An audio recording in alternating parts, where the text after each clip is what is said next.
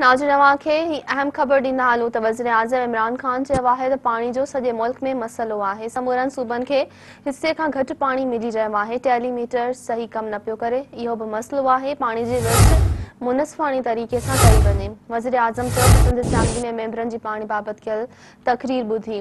PP जे हिकु MPa चयो त कमज़ोर हारी जो पाणी बाअसर पिया खणनि। आबादकारनि जो पाणी चोरी थींदो आहे, इहो मामलो बि ॾिसणु घुरिजे।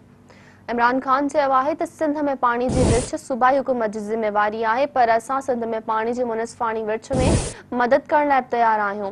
हुन चयो त ईंदड़ 10 वरनि में 10 डैम ठाहींदासीं। डैम पहिरीं ठहण घुरिजनि हा, जेके कम गुज़िरियल 50 सालनि में कंहिं न कया, उहे असां करियूं पिया। वज़ीर आज़म चयो त अपोज़िशन एनआरओ लाइ हुकूमत खे राइण जी धमकी ॾिनी। इदारनि खे चयो वियो त चूंडियल हुकूमत जो तख़्तो ऊंधो कयो। एनआरओ लाइ मुल्की इदारनि बाबति बि ग़लति ॿोली ॻाल्हाई वई। असां कंहिंखे बि एनआरओ न ॾींदासीं। बादशाह जमहूरियत खां हाराए चुकी आहे। पीडीएम कुझु नथी बिगाड़े सघे।